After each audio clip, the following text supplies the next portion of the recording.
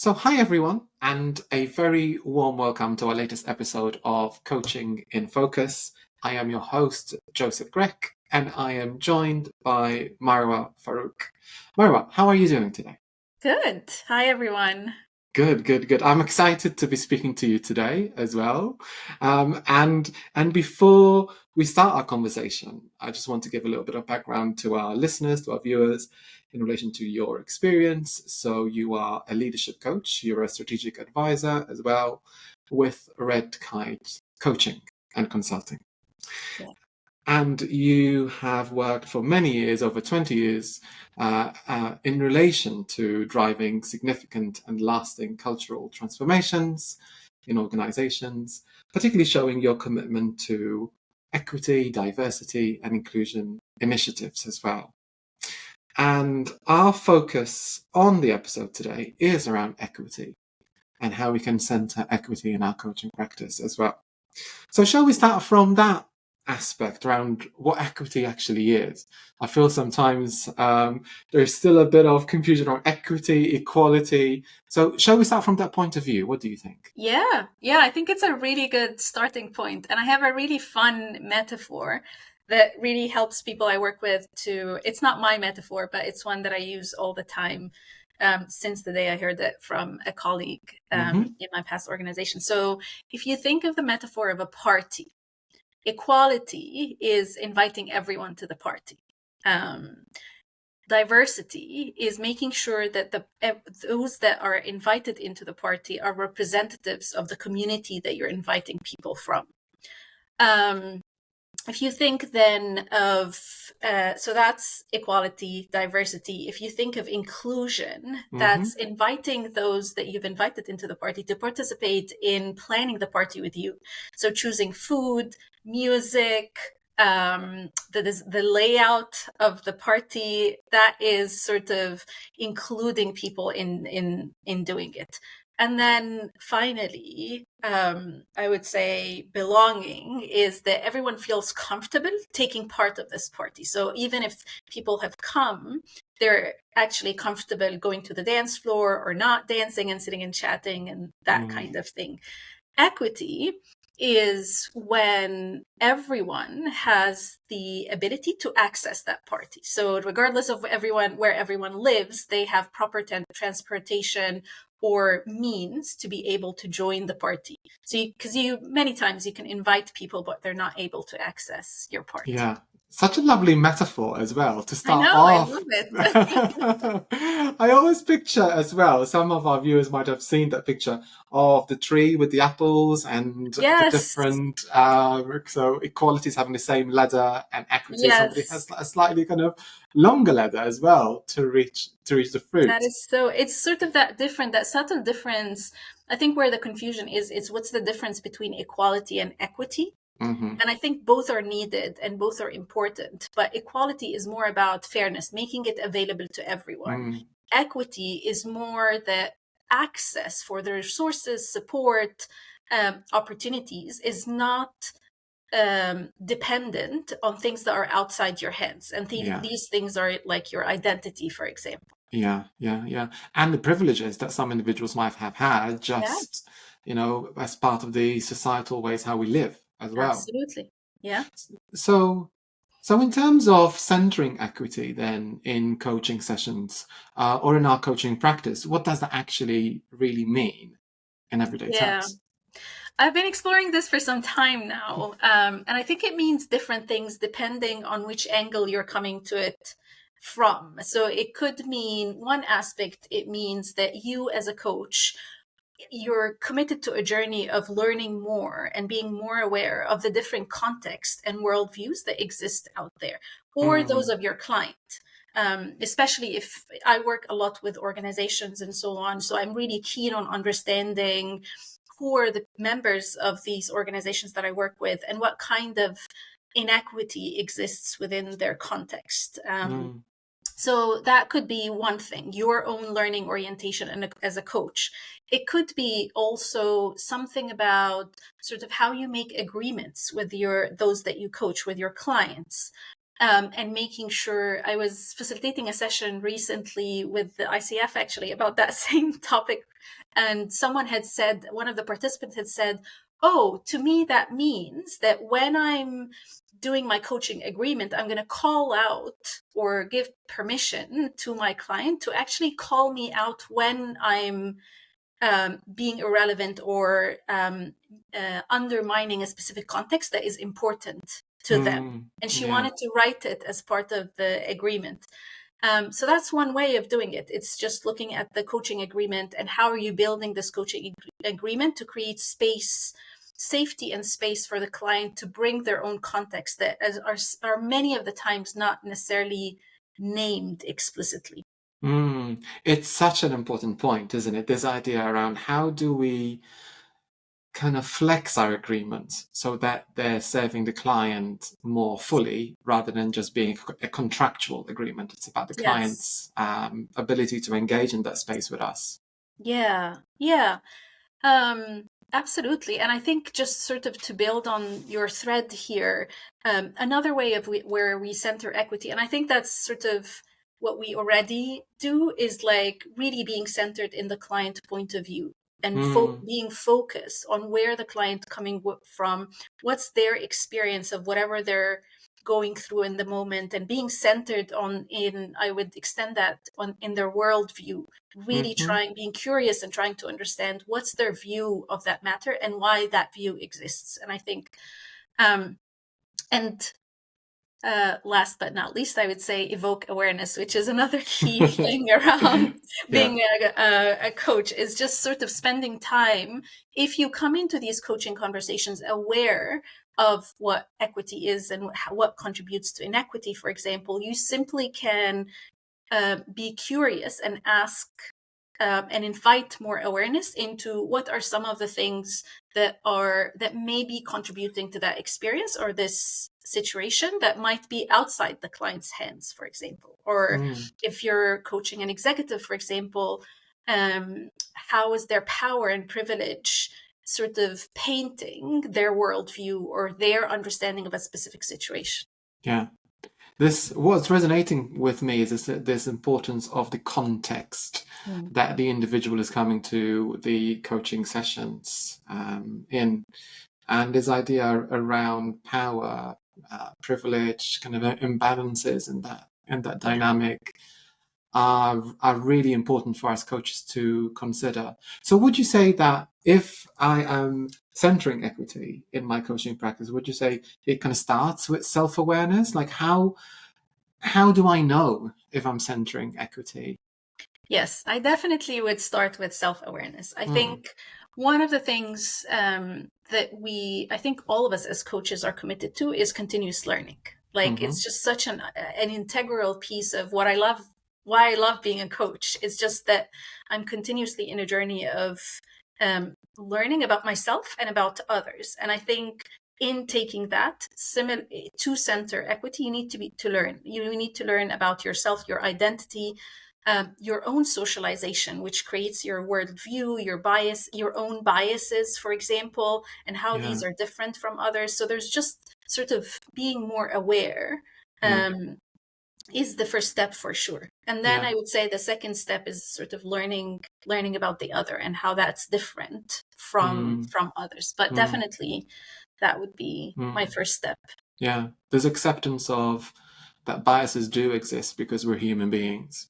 Yeah. And there's a bit of because I think none of us want to say that we have biases, but we do because of socialization, the way that it's part of us growing up as humans. So absolutely. I think it's just a human nature.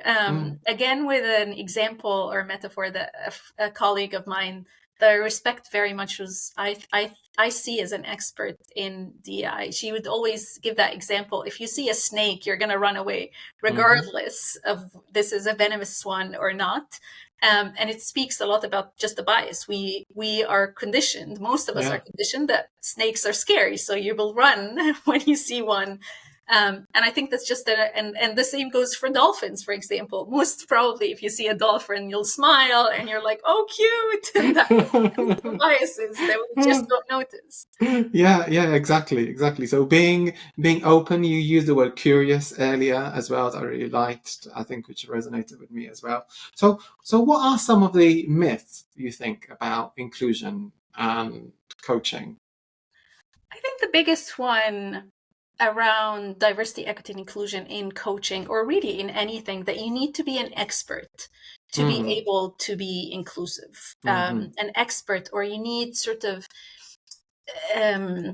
like experience, or something like about depth of expertise, years and years of learning, and I don't want to undermine that. As I said, I think it's very important that us as coaching, and I think actually as human beings, that we're continuously learning about ourselves and others in the world, about equity and what creates inequity in the world. I do think this is important, but I don't think it's a barrier to being inclusive, to trying. So two important things, I think. hmm One is true commitment to learning. So if you're truly committed to learning, you don't have to be an expert to try to start experimenting to bring inclusion into your coaching practice. But the other thing that I think is very important is committing to also being vulnerable and being able to say, to own it when you create harm, even if unintentionally. I think these two mm, things are key, um, to sort of offset the myth of that you need hmm to be an expert in DI, in diversity, equity, inclusion, to be more inclusive or equitable as a coach. mm, mm. This idea around even a small step can really be a big step here. Yeah. Yeah, Yeah, yeah, and I am a strong believer that in experimentation, and that one small step will lead to another small step, and after 10 steps, you've actually taken a leap, and yeah, that is how change happens yeah, in many ways for yeah. human beings. Yeah. Because there's different levels to this, right? For example, you mentioned power earlier. I think at a level is noticing that power and noticing the levels of power in a coaching session. But then as we deepen our learning, we can also try and focus on, well, how do we minimize that power and get more of a partnership?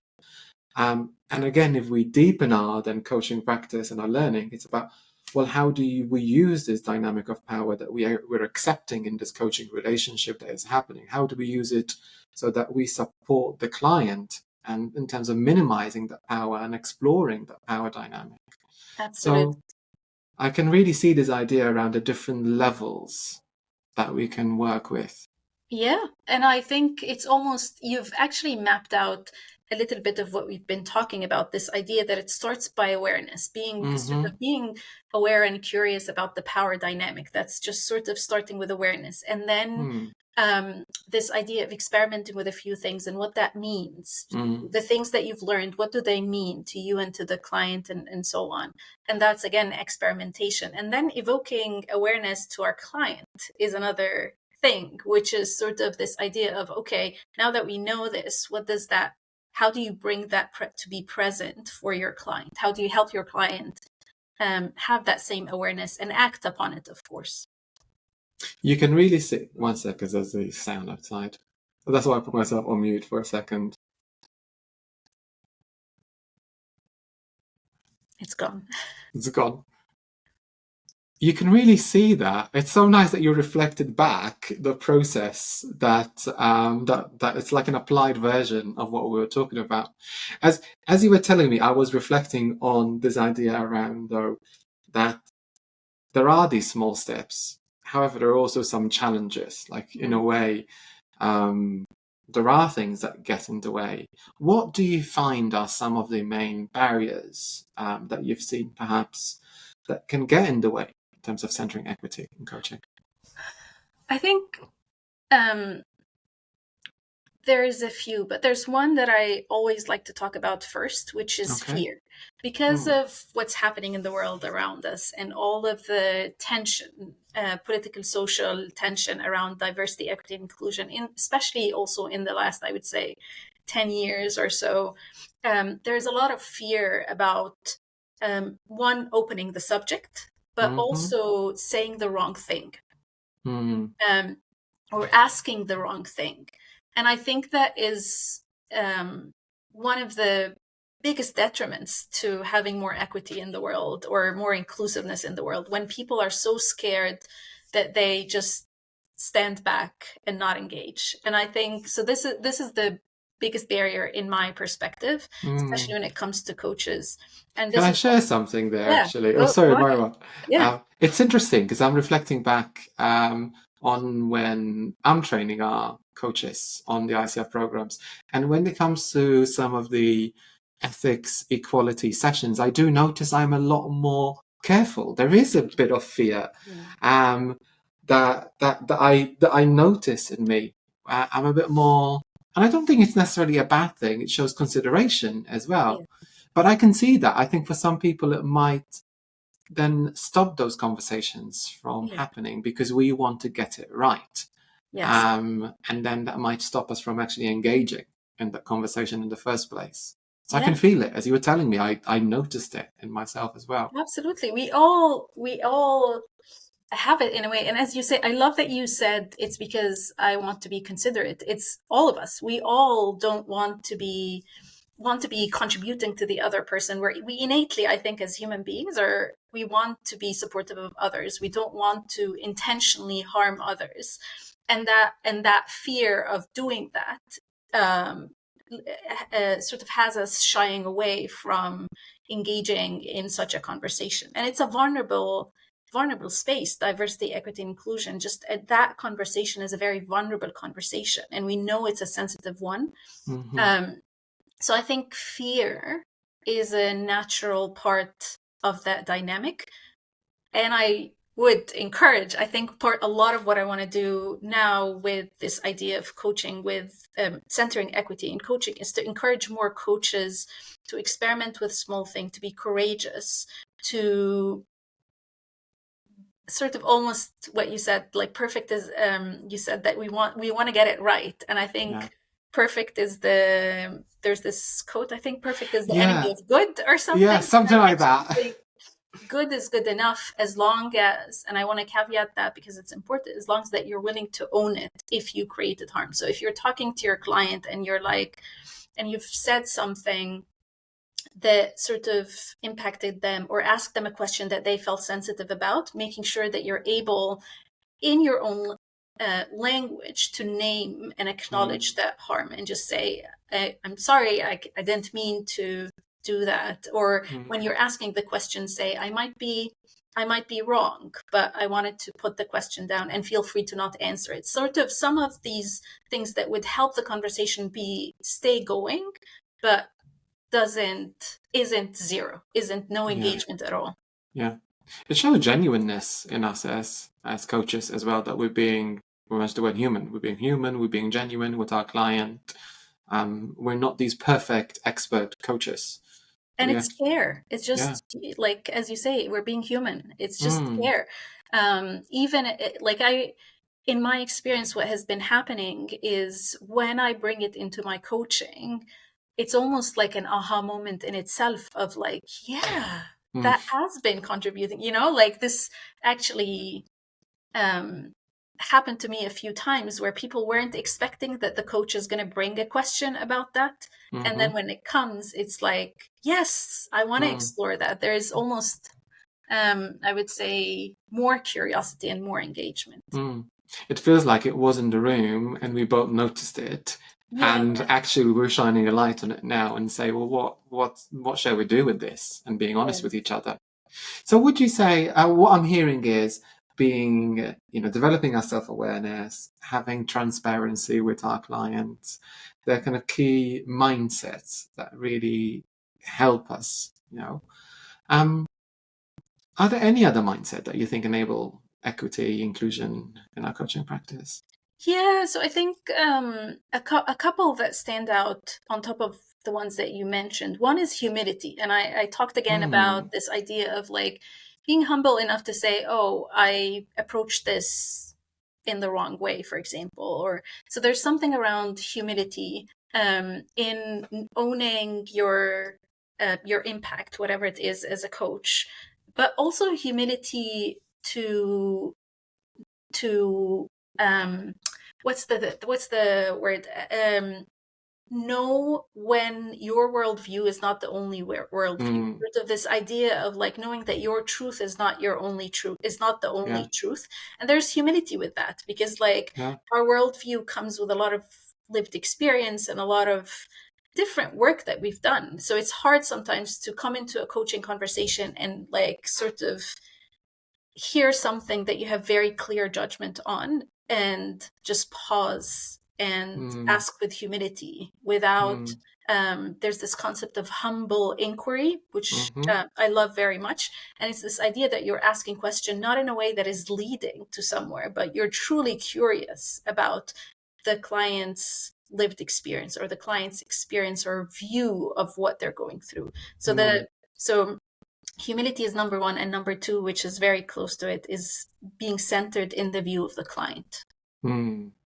So humility and being centered in the view of the client. I'm trying to unpack that a little bit.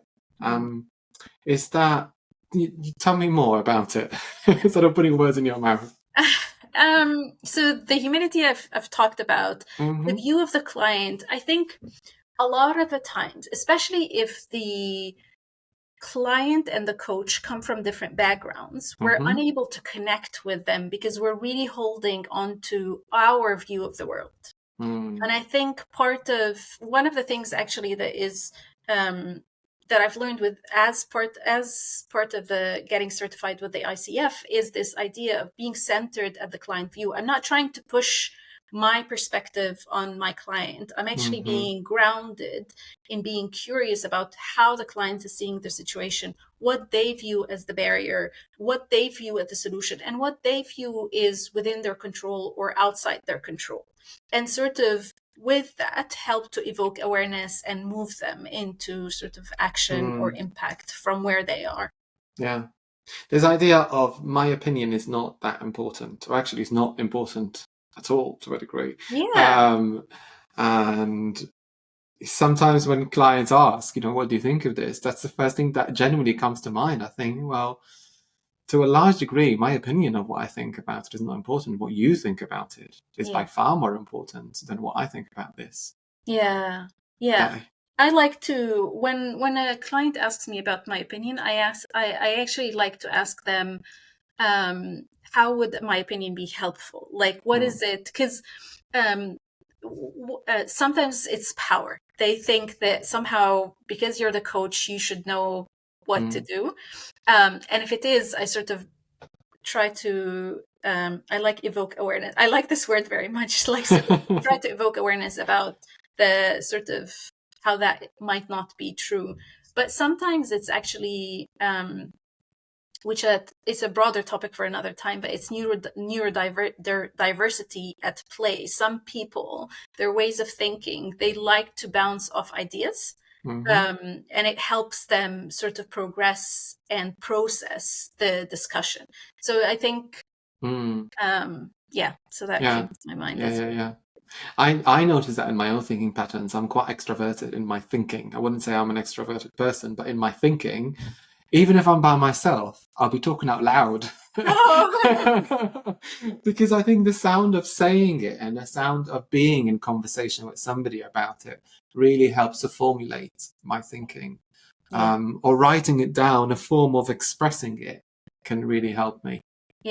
Like me, I'm a verbal processor too, so I like to talk through things, and it just really helps me process my thinking. And a lot of the times, people that we coach, you'll see I use sort of different tools with different people, but like if I'm coaching a team specifically and there are different people in the room, and you could almost see how some are getting stuck with a reflection and some are just like the thoughts are just right there. So I would usually just like open a Google Doc and it'd say, okay, let's take 5 minutes and everyone write down their thoughts. And what that creates is some silence to help people that process in different ways to actually gather their thoughts and talk.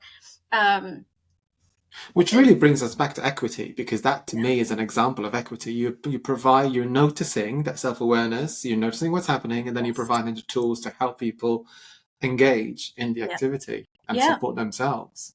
So exactly. You mentioned tools. Are there, and some tools that you use, are there any tools that come to mind that you feel enable equity and inclusion?